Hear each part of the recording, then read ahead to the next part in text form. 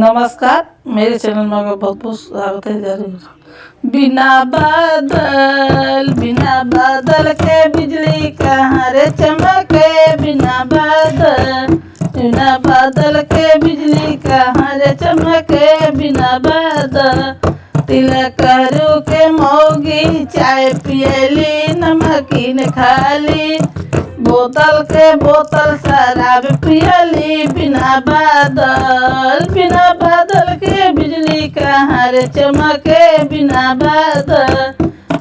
बादल के बिजली कहाँ रे चमके। बिना बादल सरवा के बहिनी चाय पियली नमकीन खाली। बोतल शराब पियली। बिना बादल के बिजली कहाँ रे चमके। बिना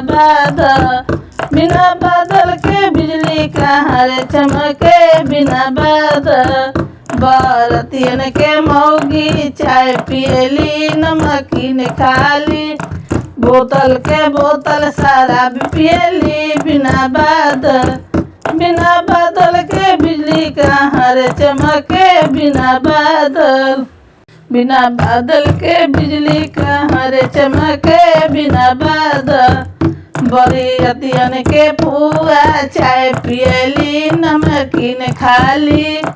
बोतल शराब पियली। बिना बादल के बिजली कहाँ रे चमके। वीडियो पसंद वीडियो को लाइक कीजिए, चैनल सब्सक्राइब। फिर मिलते हैं अगले वीडियो के साथ।